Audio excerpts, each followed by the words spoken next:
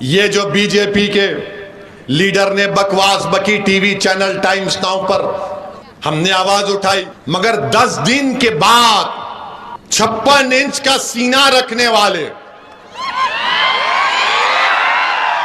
देश के प्रधानमंत्री 10 दिन के बाद बोले इसको हटा दो, इसको सस्पेंड करो। अगर आज मैं नरेंद्र मोदी के बारे में अनपार्लियामेंट्री लैंग्वेज को इस्तेमाल करूं तो कल सुबह से बीजेपी वाले ओ वैसी को पकड़ो, वैसी को पकड़ो, वैसी को पकड़ो।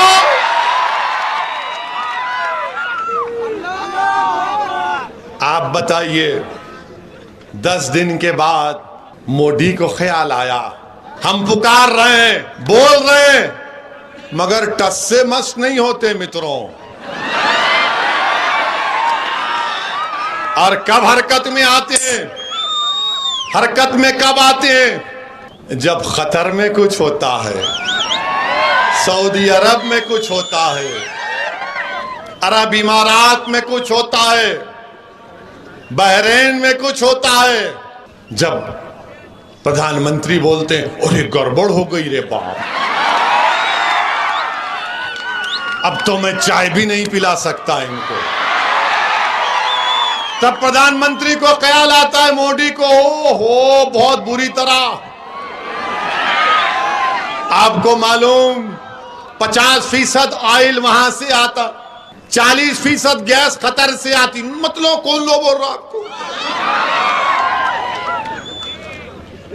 आपको मालूम कि भारत का 55% फॉरेन रेमिटेंस यहां से आता, यहां से आता। 8 मिलियन लोग यानी 80 लाख लोग भारत के वहां काम कर रहे हैं। देश के प्रधानमंत्री, कभी सोचो आप, अगर उनको कुछ हो जाएगा वहां के मुल्क में, वहां पर उनकी जान और माल को खतरा पैदा हो जाएगा तो क्या?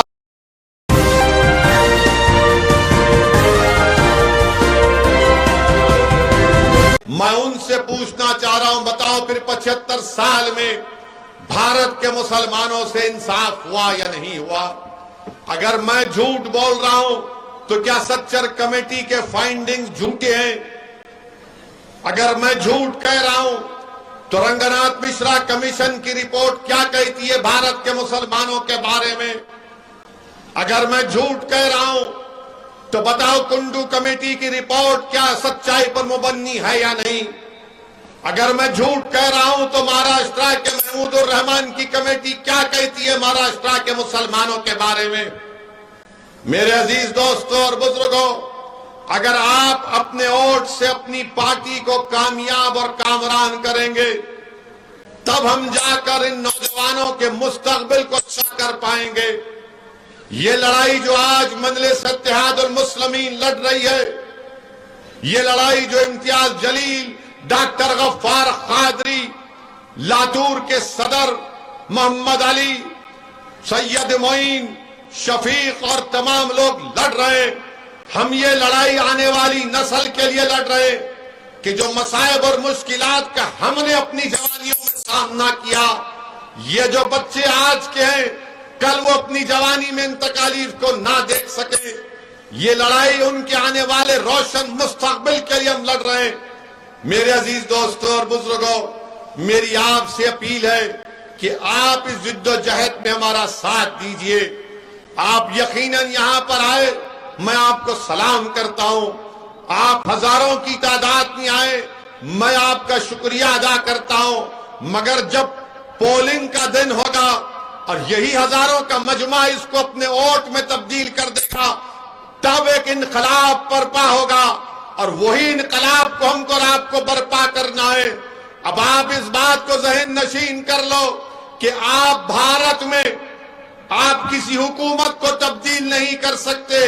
अगर आप कुछ कर सकते हैं तो अपने वोटों से कभी होगा, मेरी इस बात को याद रख लो आप। मैं आपको डराने के लिए नहीं कह रहा हूं, बल्कि सच्चाई को बयान कर रहा हूं।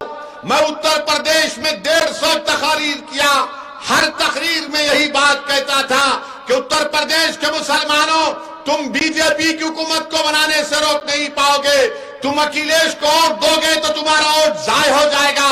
आज उत्तर मुसलमान इस बात को समझ रहा है कि ओवैसी जो कह रहा था वो बात सच निकली। आज उत्तर प्रदेश का मुसलमान अपने आप को ठगा महसूस कर रहा है। आप अपने ओर से अपनी ताकत को और अपने नुमाइंदों को कामयाब कर सकते हैं। आज उत्तर प्रदेश में मुसलमानों पर जुल्म होता है। एक बच्चा बदायूं का, उसको पुलिस पकड़ती है, इल्जाम लगाती है कि उसने गोश्त को किसी गाय या किसी भैंस को काटा और गोश्त के इल्जाम में, स्मगलिंग के इल्जाम में पकड़कर उसको इतना मारती है कि उसके जिस्म के पिछले हिस्से में राड को अंदर डाल दिया जाता है। आप बताइए, क्या कोई समाजवादी का नेता बोला? क्या कोई बहुजन समाज का लीडर बोलता है? सब खामोश बैठे हैं। हम बयान देते हैं, मीडिया में बोलते हैं, मजलिस के जिम्मेदार उस गरीब के घर को जाते हैं तो वहां के मजलिस के जिम्मेदारों ने मुझे फोन कर कहा कि सदुद्दीन ओवैसी साहब, जिस बच्चे पर यह जुल्म और बर्बरियत की गई उसका बाप इतना गरीब है कि वो खबर खोद कर अपनी जिंदगियों को गुजारता है, अपने घर को चलाता है। उस पर जुल्म हुआ मगर कोई आवाज नहीं उठाएगा। मेरे अजीज दोस्तों और बुजुर्गों, कानपुर में गड़बड़ हुई। मीडिया तो माशाल्लाह एक तरफा दिखाता है अपने पप्पा मोदी को ही सिर्फ। मीडिया के दो आंख है मगर एक आंख इतनी मोहब्बत में डूब चुकी है बीजेपी के, और दूसरी आंख में मोदी का मोतिया उतर चुका है, तो उनको दिखता ही नहीं है। मगर हर टीवी चैनल पर दिखाया जा रहा है ये मुसलमान पत्थर फेंका, मुसलमान पत्थर फेंका। अरे जब पत्थर फेंकता है तो दो तरफ से पत्थर फेंके जाते हैं, एक तरफ से पत्थर नहीं फेंका जाता, दो तरफ से पत्थर फेंके जाते हैं। और पुलिस का काम यह है कि जो पत्थर फेंकता उसको उठाओ आप, मगर यहां पर नहीं, यही लोग किए, यही किए, यही पत्थर फेंके, पेट्रोल बम बनाए, व्हाट्सएप ग्रुप बनाए। याद रखो, ये कहानी बहुत पुरानी हो चुकी है। इस कहानी को बदलो। तुम 40 साल से सिर्फ यही कहानी, नहीं मुसलमानी फेंका, मुसलमानी किया, तो क्या सब क्या दूसरे दूध के धुले हुए हैं? मगर आप देखो कोई आवाज नहीं उठाता। उत्तर प्रदेश में समाजवादी के नेताओं के, उनके लीडर के मुंह में दही जम चुकी है, जबान नहीं खोलते। मध्य प्रदेश में सेंधवा खरगोन में घरों को तोड़ दिया गया, घरों को तोड़ दिया गया बगैर नोटिस दिए, कोई आवाज नहीं उठाता। सेंधवा खरगोन के गरीब मुसलमानों ने फोन कर कर मजलिस के लोगों को कहा कि क्या कोई मदद नहीं करोगे? अल्लाह का फजलो करम है, हमने कोशिश की। जिन गरीबों के घरों को बेजा तोड़ दिया गया था बीजेपी की सरकार की जानिब से, हमने उनको कुछ माली इमदाद करने का इंतजाम करवाया। आप बताइए कौन फिर आवाज बनेगा आपकी? सब लोग आकर बोलेंगे ओवैसी भड़का भाषण देता है, ओवैसी जज्बाती तकरीर करता है। अरे मैं जो कुछ कह रहा हूं अभी और कहूंगा उसमें बताओ, उसमें क्या सच्चाई है या झूठ है, मुझे बताओ। तुम सिर्फ सच्चाई को कबूल करने के लिए तैयार नहीं हो। तुम मुझसे नफरत इसलिए करते हो कि तुम नहीं चाहते कि भारत का मुसलमान एक सियासी कुव्वत बन जाए। तुम मुझसे नफरत इसलिए करते हो कि तुम नहीं चाहते कि गरीब मुसलमान को इंसाफ मिले। तुम मुझको गालियां इसलिए देते हो ताकि तुम नहीं चाहते कि मुसलमान पढ़ लिख कर उसके मुंह में जबान आ जाए और वो अपने इंसाफ के लिए खड़ा हो जाए। तुम मेरे जिस्म पर गोलियां इसलिए चलाई तुमने ताकि तुम नहीं चाहते कि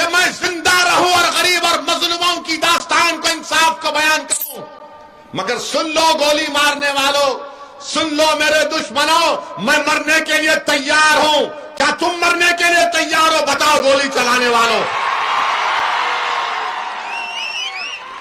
मुझको मारने वालों, याद रखो, तुमको भी मरना है, मुझे भी मरना है एक दिन।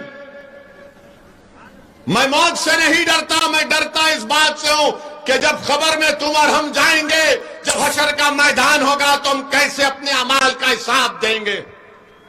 मौत तो सबको आने वाली है, कोई दुनिया में जिंदा नहीं रहेगा। जो आया वो जाएगा, जो दुनिया में आया वो जाएगा, मगर कौन जाएगा? सबको जब जाना है, तो जब दुनिया में चंद दिन की मोहलत अल्लाह ने मुझे और आपको दी है, तो हमको सच्चाई को सामने लाने का काम करना है। हमको बातिल को शिकस्त देना है, हक को कामयाब करना है। हमको मजलूमों से इंसाफ करना है, जालिम के जुल्म को रोकना है। मैं हरगिज इस बात को नहीं मानता कि जुल्म को सहा जाए, जुल्म को सहना भी जुल्म है। याद रखो मेरी इस बात को, जुल्म को सहना भी जुल्म है। अगर कोई कहता है कि जुल्म को सहो, मैं कहूंगा नहीं सहूंगा मैं। कोई कहेगा अगर तुम्हारे कोई गाल पर थप्पड़ मारे तो दूसरा गाल पेश कर दो, मैं कहूंगा नहीं, तुमने अगर थप्पड़ मारा तो गफलत से मारा, दूसरा मारने के लिए हाथ उठाओगे तो पंजा पकड़ लूंगा दबा के। याद रखो, वो दिन चले गए तुम हमको डराते थे, वो दिन खत्म हो गए। अब वो दिन चले गए वो डराने के। अब डराने वाले, याद रखो, तुम्हारे डराने से हम डरने वाले नहीं हैं।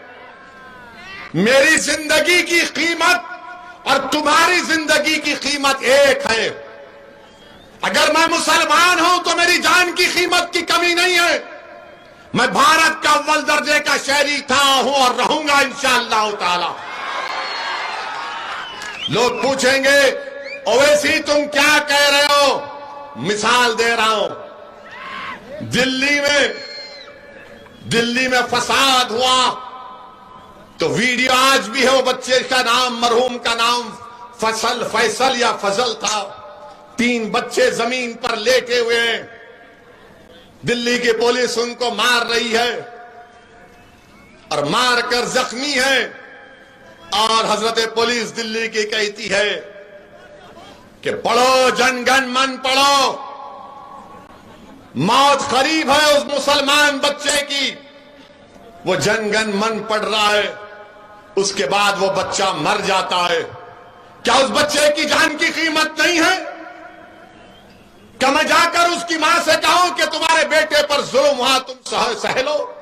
वो कहेगी जालिम है तू बोलने वाले, मैंने अपनी कोख को उजाड़ दिया, मैं अपनी औलाद से महरूम हो गई। हम उन माओं को कहना चाह रहे कि अब हम अपने बच्चों को नहीं खोने देंगे इंशाअल्लाह ताला। अब हम जुल्म नहीं सहेंगे, इसलिए कि भारत का संविधान जिसको बाबा साहिब अंबेडकर ने बनाया, उसी बाबा साहिब अंबेडकर ने फंडामेंटल राइट में लिखा है कि भारत के नागरिक की जिंदगी, राइट टू लाइफ एक फंडामेंटल राइट है। मेरी जिंदगी, आपकी जिंदगी, सबकी जिंदगी, चाहे किसी मजहब और जात का हो, उसकी जिंदगी एक फंडामेंटल राइट है। आप मेरा फंडामेंटल राइट मुझसे नहीं छीन सकोगे। मेरे अजीज दोस्तों और बुजुर्गों, ये लड़ाई आपको और हमको मिलकर लड़ना है। ये लड़ाई मुश्किल जरूर है, मगर मुझे यकीन है कि अगर आपका साथ मिलेगा, आपकी दुआएं साथ रहेंगी, तो इंशाअल्लाह ताला हम ना सिर्फ लातूर में, ना सिर्फ महाराष्ट्र में, बल्कि पूरे भारत में हम एक नई तारीख को रकम करेंगे इंशाअल्लाह ताला। मेरे अजीज दोस्तों और बुजुर्गों, पार्लियामेंट में इम्तियाज जलील की हमारी तकरीर होती है, हम मजलूम अवाम के मसाइल को उठाते हैं, तो लोग बोलेंगे क्या पार्लियामेंट में दूसरे पार्टी के मुसलमान एमपी नहीं है जरूर। मगर जब इम्तियाज जलील और असदुद्दीन ओवैसी की तकरीर की बारी आती है, तो दूसरी पार्टी के मुसलमान आकर बैठकर बोलते हैं कब बोलोगे, क्या टाइम पे शुरू होगा? और सब हम जब बोलते हैं कि आप बोलो, तो बोले हमारी पार्टी बोलने नहीं देती हमको, ओवैसी साहब हमारी पार्टी हमको बोलने नहीं देती, इसीलिए हम बैठकर आपकी तकरीर को सुनते हैं। मेरे अजीज दोस्तों और बुजुर्गों, मैं यहां पर आया हूं तो लातूर में आपको लीडर बनाने के लिए आया हूं। मैं भारत के जिस कोने में जाता हूं वहां पर कहता हूं कि आपको नेता बनना है, आपको कायद बनना है, आपको क़यादत करना है। और क़यादत किसी घर का या खानदान का हिस्सा नहीं रहेगा।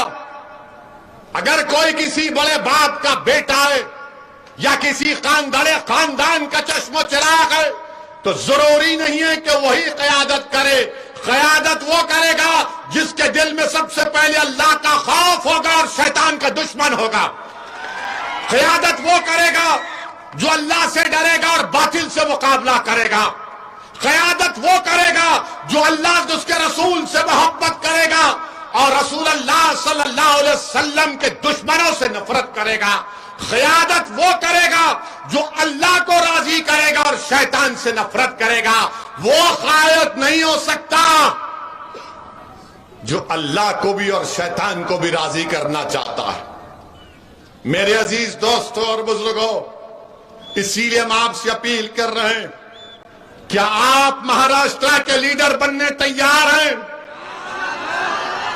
क्या तुम कायद बनने तैयार हो? जो कोई लीडर बनना चाहता है हाथ उठाओ पूरा। बस यही मेरी जिंदगी का सरमाया होगा। मैं जब इस दुनिया से जाऊंगा तो मैं चाहूंगा कि एक असदुद्दीन ओवैसी नहीं बल्कि मुझसे ज्यादा काबिल हजारों लोग खड़े हो जाएं जो गरीब और मजलूमों के इंसाफ के लिए लड़े, जो सिर्फ मुसलमानों की बात ना करे, जो सिर्फ दलितों की बात ना करे, जो सिर्फ आदिवासियों की बात ना करे, बल्कि हर उस इंसान की बात करे जिस पर जुल्म हो रहा है, जिसको दबाया जा रहा है, जिसको पीसा जा रहा है। आप उसी वक्त करेंगे जब आप कायद बनेंगे। अब कोई बोलेगा कि नहीं, कांग्रेस में भी तो हमारे हैं ना, राष्ट्रवादी में भी तो हमारे हैं ना, शिवसेना में भी है ना। है ना से रहना बड़ा फर्क पड़ता है। पड़े हुए हैं, है वहां पर पड़े हुए हैं, मगर जब तुम मजलिस में आकर लीडर बनोगे, नेता बनोगे, तो तुम्हारी आवाज को तुम्हारा दुश्मन भी सुनेगा, तुम्हारी आवाज को हर कोई सुनेगा। तुमको अल्लाह रब्बे करीम दीन और दुनिया की इज्जतों से नवाजेगा। तुम अपनी आवाज को आजादगी के साथ उठा पाओगे। मेरे अजीज दोस्तों और बुजुर्गों, यही हमारा मकसद है कि आपको लीडर बनाना, आपको नेता बनाना, आपको उन लोगों के सामने लाकर खड़ा कर देना। तभी जाकर हम अपने मसाइल को हल कर सकते हैं। लोग बहुत सी बातें करेंगे और करने का उनको हक भी और अख्तियार भी हासिल है, जमहूरियत है, मगर क्या आप बताइए, मजलिस पर इल्जाम लगाते थे और लगाते हैं कि मजलिस फिरका परस्त है, मजलिस फिरका परस्त है। अरे बताओ, अगर मजलिस फिरका परस्त होती तो औरंगाबाद में 21 साल के शिवसेना के एमपी को औरंगाबाद की आवाम ने और अल्लाह के फजलो करम से 21 साल के शिवसेना के एमपी को क्या कांग्रेस ने हराया? क्या राष्ट्रवादी ने हराया? और उस हराने वाले का नाम क्या था? उस हराने वाले का नाम सैयद इम्तियाज जलील था।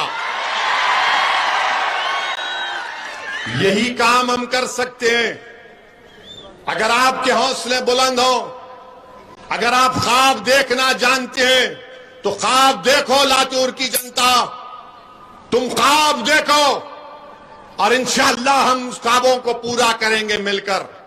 मगर अगर आप ख्वाब नहीं देखेंगे, अगर आप यही समझेंगे अरे नहीं भाई कुछ नहीं होने वाला है, यहां क्या होता, ये सब एक मिले हुए हैं, नहीं मेरे अजीज दोस्तों और बुजुर्गों, सब मिले हुए हो सकते हैं, असदुद्दीन ओवैसी उन लोगों से कभी नहीं मिला, ना कभी मिलेगा इंशाअल्लाह ताला। मेरा कोई मफाद नहीं है, मेरा एक ही मकसद है, मेरा एक ही मकसद है कि आपको लीडर बनाया जाए। अल्लाह ने मुझे बहुत कुछ दिया, मुझे एक ही चीज चाहिए कि मेरी आंख जब बंद हो जाए अल्लाह के हुक्म से, तो मैं एक ही चीज चाहता हूं कि मुसलमान एक भारत में सियासी कुव्वत बन जाए, मुसलमान एक सियासी ताकत बन जाए। तब आप देखेंगे, शायद मैं जिंदा रहूं या ना रहूं, मगर मेरे अल्फाज को याद रखना कि एक दीवाना हमारे दरमियान में आकर पुकारता था कि भारत के मुसलमानों को एक सियासी ताकत बनना है, भारत के मुसलमानों को नेता बनना है, भारत के मुसलमानों को लीडर और कायद बनना है, भारत के मुसलमानों का मसला सियासी कुव्वत से हल होगा। आप जब याद रखेंगे कि हाँ ये शख्स कहता था, हमको उस वक्त उसकी बात समझ में नहीं आई, मैं लातूर के अवाम से ही कह रहा हूं कि आप हमारा साथ दो, आप हमारा साथ दो नौजवानों, आप मोहम्मद अली का साथ दो, मजलिस का साथ दो और आने वाले बल्दिया के इंतखाबात में अपने वोट से मजलिस के उम्मीदवारों को कामयाब और कामरान करिए। लोग बहुत सी बातें करते जाएंगे, मगर आप बताइए, जब औरंगाबाद की पार्लियामेंट की सीट से इम्तियाज जलील को अल्लाह ने कामयाब किया, तो क्या हम महाराष्ट्र में एक और इनकलाब नहीं बर्पा कर सकते? बराबर कर सकते हैं। लोग बहुत सी बातें करेंगे, बहुत सी बातें करते आए हैं, अरे वैसा होगा, कुछ नहीं होने वाला है, अब कुछ नहीं होने वाला है। जो लोग आकर तुमसे कहेंगे सेक्युलरिज्म है, कहां का सेक्युलरिज्म है बताओ? जो संविधान में सेक्युलरिज्म मैं उसको मानता हूं, जो सियासी सेक्युलरिज्म है मैं उस पर थूकता हूं। ये सियासी सेक्युलरिज्म क्या है सुनो आप। मध्य प्रदेश में एक हमारे जैन तबके के, जैन बिरादरी के एक ज़ईफ आदमी को एक बीजेपी के कॉरपोरेटर के हस्बैंड ने, शौहर ने खूब पीटा, थप्पड़ मारा, वीडियो निकाला और क्या कह रहा था, बोल क्या तू मुसलमान है? 4 थप्पड़ मारता, बोल क्या तू मुसलमान है? वो बेचारा ज़ईफ बूढ़ा बोल रहे नहीं नहीं तो नहीं तू मुसलमान है, इतना मारा कि वो मर गया। अब आप बोलो सेक्युलरिज्म है ये सेक्युलरिज्म है? मध्य प्रदेश में वसीम शेख हाथ कटे हुए हैं, बीजेपी की सरकार ने कहा कि पत्थर फेंकता है, दुकान को तोड़ दिए, ये सेक्युलरिज्म है? आप बताइए कौन सा सेक्युलरिज्म है ये? मेरे दलीलों का जवाब दो। जो मुझ पर उंगलियां उठाते हैं, जो मुसलमानों की सियासी कुव्वत बनने की राहों पर कांटे डालते हैं, बताओ फिर ये कैसे हो रहा है? कौन कर रहा है ये? मेरे अजीज दोस्तों और बुजुर्गों, आपको फैसला लेना है, आप एक अच्छा फैसला ले लीजिए, हालात तब्दील हो जाएंगे। और फिर दूसरी जानिब हम देखते हैं, जैसा कि अभी इम्तियाज जलील ने कहा कि मुल्क में मुसलमानों से नफरत इतनी बढ़ चुकी है, और 2014 से बीजेपी ने, नरेंद्र मोदी की क़यादत में बीजेपी ने भारत के मुसलमानों के ताल्लुक से एक ऐलान जंग कर दिया और नफरत पैदा की है, कभी अखलाक को, कभी पीलू को, कभी रगबर को, कभी हाफिज जुनैद को, कभी गोश्त के नाम पर, अब हिजाब के नाम पर तकलीफ दी जा रही। हमारी बच्ची हिजाब पहनती, इनके सीने में तकलीफ महसूस होती है। हलाल गोश्त हम और सब लोग खाते हैं, कहते हलाल गोश्त क्यों होना चाहिए? मंडियों पर गोश्त तलकर गरीब जिंदगी गुजारता है, चाहे हिंदू और मुसलमान हो, आपको तकलीफ पहुंचती है। अब हद यह हो गई कि टीवी पर आकर अल्लाह के रसूल सल्लल्लाहु अलैहि वसल्लम के शान में गुस्ताखी करते हैं। कौन करता है? बीजेपी के नेशनल स्पोक्स पर्सन करते हैं।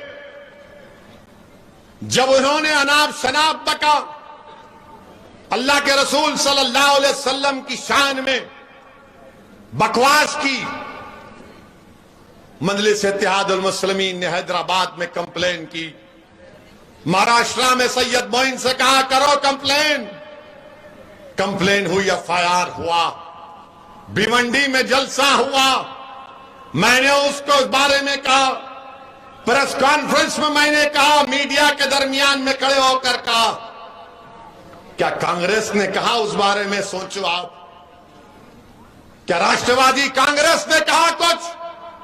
नहीं कहा। इसलिए नहीं कहा क्योंकि डर है अगर मुसलमानों के बारे में बोलेंगे तो उनको हिंदू भाई और बहनों का वोट नहीं मिलेगा। ये एक सेकुलरिज्म है। और हर मुसलमान से पूछो जाकर आप कि दीन इस्लाम में सबसे महबूब तरीन चीज कौन सी है तुम्हारे लिए? मुसलमान से पूछो, चाहे बूढ़ा हो, ज़ईफ हो, बच्चा हो, उसको पूछेंगे बताओ दीन इस्लाम में तुम्हारे लिए सबसे महबूब तरीन चीज क्या है? वो कहेगा अल्लाह के रसूल सल्लल्लाहु अलैहि वसल्लम की जाते गिरामी। वो कहेगा कि रहमतुल आलमीन सल्लल्लाहु अलैहि वसल्लम, जिसके नाम का सदका हम खाते हैं, जिनकी शिफात से तुम और हम जन्नत में जाएंगे, जिनकी शिफात से तुम और हम जन्नत में जाएंगे।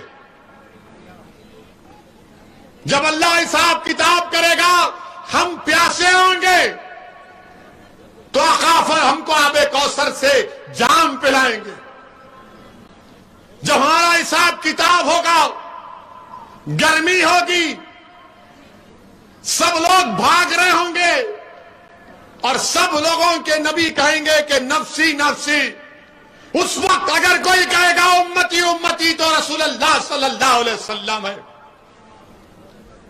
आज उस आका के शान में ननाब शनाब बका गया, कोई कुछ नहीं बोलेगा। अरे बोल देते कुछ तो बोल देते मगर नहीं बोले। और ये जो मुसलमान जो मुझ पर तनकीद करते हैं वो बोलेंगे नहीं नहीं माहौल गर्म है और गर्म हो जाएगा। मेरे भाई, सवाल गरम नरम ठंडा का नहीं है। सवाल यह है कि जब आका के ऊपर बात आ जाती है, जब रहमतुल आलमीन के सल्लल्लाहु अलैहि वसल्लम की शान में अनाप शनाप बका जाता है तो गीरत मुसलमानी कहां मर जाएगी? फिर गीरत अगर है तो पुकारेगा। अगर किसी के मां को गाली दे दे, बोलेगा तूने मेरी मां को कहा। और जब वो मां को जाकर कहेगा तो मां कहेगी मैं कुर्बान, तू कुर्बान, मेरे मां बाप कुर्बान, रसूल रहमत सल्लल्लाहु अलैहि वसल्लम पर मेरी इज्जत है तो उनके नाम से है। मैं दुनिया में जिंदा हूं तो उनके सदक़े की वजह से हूं। और आज ये लोग रसूल रहमत सल्लल्लाहु अलैहि वसल्लम की शान में अनाप शनाप बकते हैं।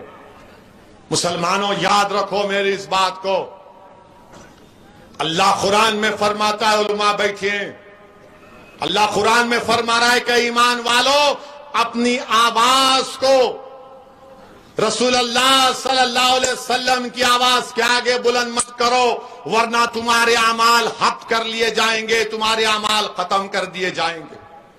अल्लाह कुरान में आयत को नाजिल किया कि अपनी आवाजों को रसूल रहमत सल्लल्लाहु अलैहि वसल्लम की आवाज के आगे बुलंद मत करो।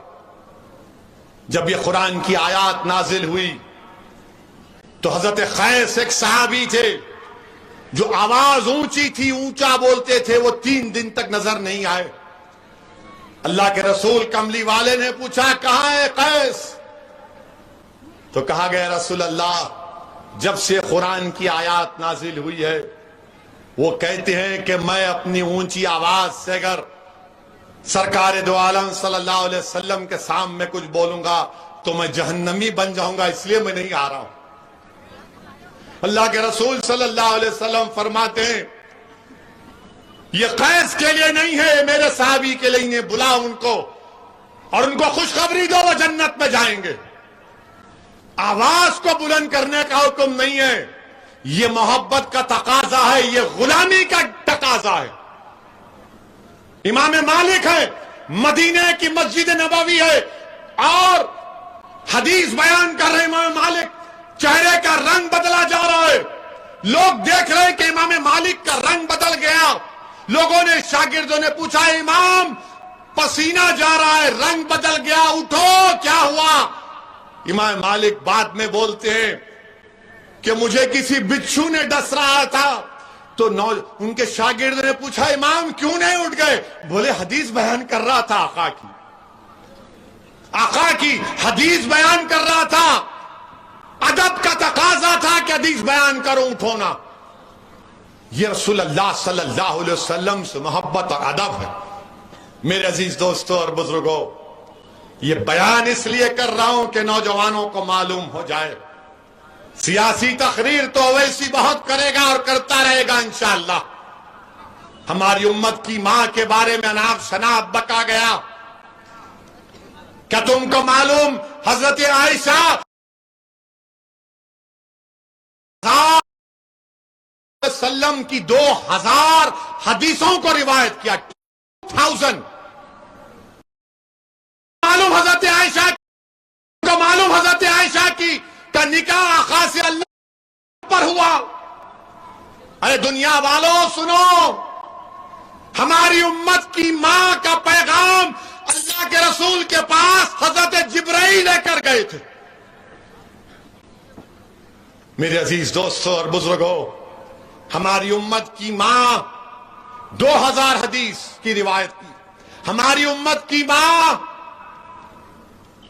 मेडिसिन जानती थी, दवाएं बनाना जानती थी, आलिमा थी, कुरान की तफसीर बयान करती थी, मुफस्सिर थी। आज उनकी शान में अनाप शनाप बका जाता है, उनकी शान में।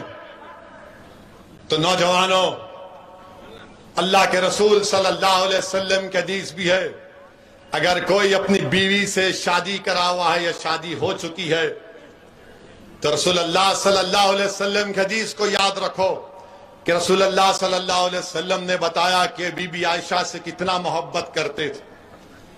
बीबी आयशा पानी पी रही हैं, अल्लाह के रसूल सल्लल्लाहु अलैहि वसल्लम उस पानी के प्याले को लेकर पूछते कि आयशा तुमने किस जगह से पानी का प्याला पिया? फिर रसूल अल्लाह उस जगह से पानी पीते थे। फिर अपनी उम्मत की मां से, हमारी उम्मत की मां से रसूलुल्लाह सल्लल्लाहु अलैहि वसल्लम पूछते कि आयशा तुमने कहां पर उंगलियों के निशान छोड़े, मैं वहां से खाना खाऊंगा। वहां से रसूलुल्लाह सल्लल्लाहु अलैहि वसल्लम अपनी उंगली मुबारक को रखकर खाना खाते। हमारे उम्मत की मां के बारे में अनाप शनाप बका जाता है। रसूलुल्लाह सल्लल्लाहु अलैहि वसल्लम इस दुनिया से पर्दा फरमाते वक्त अपना सरे मुबारक हमारी उम्मत की मां के सीने मुबारक पर रखे हुए थे। मेरे अजीज दोस्तों और बुजुर्गों, हमारी उम्मत की मां बीबी आयशा, अल्लाह के रसूल सल्लल्लाहु अलैहि वसल्लम ने फरमाया कि मैं जानता हूं आयशा कि तुम जब मुझसे नाराज होती हो और जब तुम मुझसे खुश होती हो। बीबी आयशा ने पूछा कैसे जानते हैं आप? तो अल्लाह के रसूल सल्लल्लाहु अलैहि वसल्लम ने फरमाया कि जब तुम कसम खाती हो रब्बे मोहम्मद सल्लल्लाहु अलैहि वसल्लम की, तो मैं समझ जाता हूं कि आप खुश हैं। जब तुम रब्बे इब्राहिम की कसम खाती हो तो मैं समझ जाता हूं कि तुम थोड़ा नाराज। नौजवानों, ये इसलिए बोल रहा हूं कि अपनी बीवियों से अच्छा सलूक करो। लोग आज के जमाने में बोलते, अरे ज्यादा गुलामी कर रहा रे तू जोरू की। याद रखो, बीवी से मोहब्बत करना, बीवी का ख्याल रखना, ये सब हम देख रहे हैं ना। हदीस में आ रहा है, क्या तुम जानते अल्लाह के रसूल सल्लल्लाहु अलैहि वसल्लम की और बीबी आयशा की रेस हुई? रेस हो रही है। और ये पागल अनाप शनाप बकते हैं। अरे अगर तुम बीबी आयशा की जिंदगी को पढ़ लोगे तो तुम कलमा पढ़ लोगे और बोलोगे अशहदु अल्ला इलाहा इल्लल्लाह व अशहदु अन्ना मुहम्मद रसूलुल्लाह। अकबर खड़े रहते और बोलते कैसा तुमने कहा रसूलुल्लाह? जब वो चले जाते तो आका फरमाते हैं देखे मैंने तुमको कैसे बचाया। मेरे अजीज दोस्तों और बुजुर्गों, बहुत सी बातें हैं बहुत सी बातें, मगर ये जालिम लोग बीबी आयशा हमारी उम्मत की मां के बारे में, बीबी आयशा सबसे ज़हीन थी, सबसे ज़हीन। सहाबा आकर दीन के मसले पूछते थे बीबी आयशा के पास। मेरे अजीज दोस्तों और बुजुर्गों, नौजवानों, अपनी बीवियों से मोहब्बत करो, अपनी बीवियों से मोहब्बत करो, कोई शर्माने की जरूरत नहीं है, मगर इस्लाम के दायरे में रहकर मोहब्बत करो, इंसानियत के दायरे में रहकर मोहब्बत करो, अदब और अखलाक को मलूज रखो, पढ़ो, दीन पढ़ो, मुसलमानों दीन पढ़ो। कोई अगर बोलेगा अरे बोला ऐसा उसने, तो आप जब दीन पढ़ेंगे आपको मालूम होगा।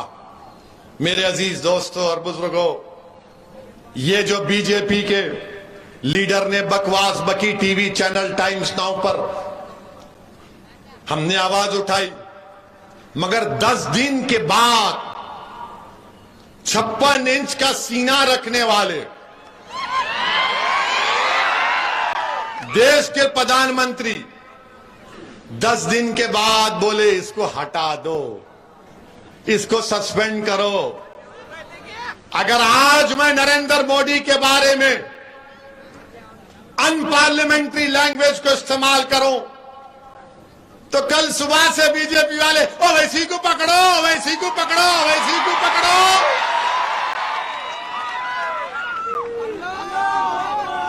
आप बताइए, 10 दिन के बाद मोदी को ख्याल आया, हम पुकार रहे हैं, बोल रहे हैं, मगर टस से मस नहीं होते मित्रों। और कब हरकत में आते हैं, हरकत में कब आते हैं, जब खतर में कुछ होता है, सऊदी अरब में कुछ होता है, अरब इमारात में कुछ होता है, बहरीन में कुछ होता है। जब प्रधानमंत्री बोलते हैं अरे गड़बड़ हो गई रे बाप, अब तो मैं चाय भी नहीं पिला सकता इनको, तब प्रधानमंत्री को ख्याल आता है मोदी को, हो बहुत बुरी तरह। आपको मालूम कि 50% ऑयल वहां से आता, 40% गैस खतर से आती। मतलब कौन लो बोल रहा आपको? आपको मालूम कि भारत का 55% फॉरेन रेमिटेंस यहां से आता, यहां से आता। 8 मिलियन लोग यानी 80 लाख लोग भारत के वहां काम कर रहे हैं। देश के प्रधानमंत्री, कभी सोचो आप, अगर उनको कुछ हो जाएगा, वहां के मुल्क में, वहां पर उनकी जान और माल को खतरा पैदा हो जाएगा, तो क्या होगा देश के प्रधानमंत्री?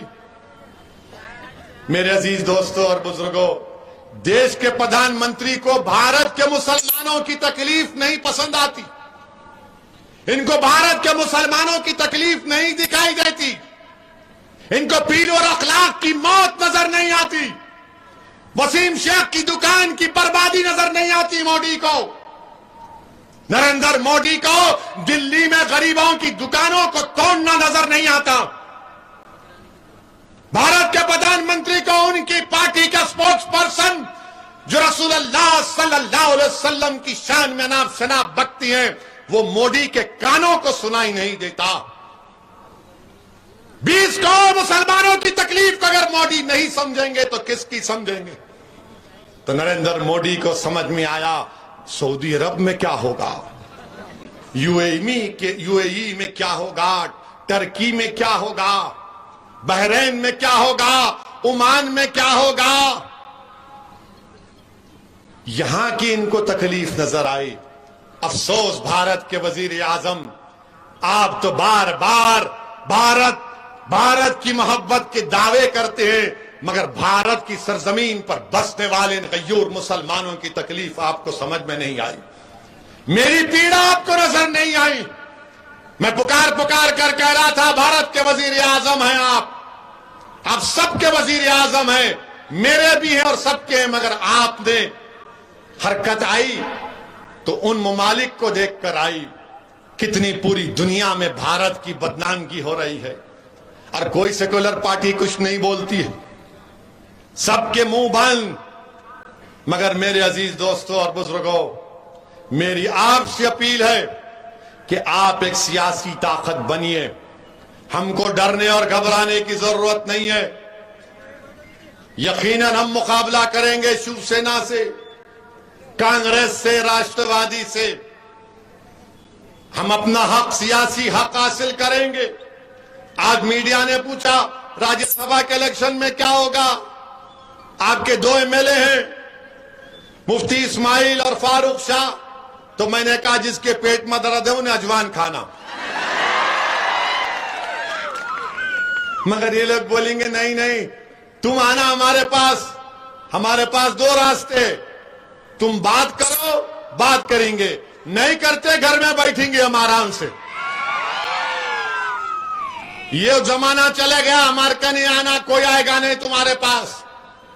ये डराओ मत हमको। तुम बीजेपी से हम ही तो मुकाबला कर रहे, तुम क्या मुकाबला कर रहे बीजेपी से? हमारा घर बर्बाद हो गया बीजेपी से मुकाबला करते करते। हमारे बच्चे जेलों में चले गए बीजेपी से मुकाबला करते हुए। हमारे घरों को, दुकानों को तोड़ दिया गया क्योंकि हम बीजेपी से मुकाबला कर रहे हैं। हमको गाली दी गई क्योंकि हम बीजेपी से मुकाबला कर रहे हैं। हमारी गाड़ी पर गोलियां चलाई गई क्योंकि हम बीजेपी से मुकाबला कर रहे हैं। हमारे बाप को मारा गया, मॉब लिंचिंग की गई क्योंकि उसका मजहब इस्लाम था। आपको क्या हुआ? आप तो दूर बैठकर तमाशा देख रहे हैं। आप तो मेरी खबर पर मरने के बाद आकर 2 फूल चढ़ाकर बोलेंगे मरने वाला अच्छा आदमी था। मगर अजीज दोस्तों और बुजुर्गों, ये इनको फैसला करना है। अब वो गया जमाना कि ये लोग क्या समझते। एक कहावत है दखन में कि गरीब की जोरू सबकी भाभी कहते। वो गया जमाना। अब बातचीत बराबरी की होगी। यकीनन हम भी चाहते हैं कि मालेगांव विधानसभा में करोड़ों रुपए के तरक्याती काम करवाए जाएं। ये मालेगांव की आवाम का हक बनता है। महाराष्ट्र के मुसलमानों को रिजर्वेशन मिलना है। जब मराठों की बात होगी तो मुसलमानों की बात होनी चाहिए। मैं मराठों से कम नहीं, मैं बराबर हूं मराठों के, याद रखो। अगर उनको मिलेगा तो मुझे ही मिलना चाहिए। ये नहीं हो सकता कि तुम गुलाब जामुन खाओ और मैं हसरत भरी निगाहों से देखूं कि कब आएगा कब आएगा। याद रखो, और गुलाब जामुन उसको मिलेगा और मुझे नहीं मिलेगा तो पूरी मिठाई की दुकान उठाकर लेकर चला जाऊंगा मैं। मेरे अजीज दोस्तों और बुजुर्गों, और दूसरी बात, हम आरएसएस के मोहन भगवत, श्री मोहन भगवत से कहना चाह रहे हैं, ये बार बार आप मत बोलो अपने भाषण में भारत का मुसलमानों के पूर्वज हिंदू थे। आपको कैसे मालूम? आप डीएनए कराए थे क्या? भारत कैसे बना मालूम आपको? इंडो पाक बर्रे सगीर कितना टाइम है? 3 मिनट।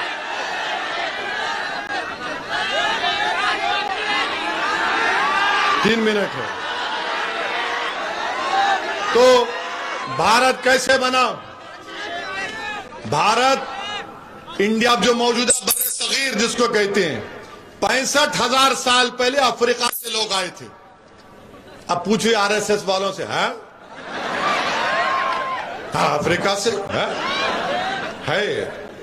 फिर उसके बाद 45,000 साल पहले ईरान से किसान आए थे। हाँ ईरान से आते यहां पे। फिर उसके बाद ईस्ट एशिया से आए, सेंट्रल एशिया से आए, तब जाके ये भारत बना। मगर इन्होंने क्या बोले? मुगल मुगल मुगल मुगल, औरंगजेब, शाहजहां, अकबर। अरे उससे ऊपर भी तो जाओ।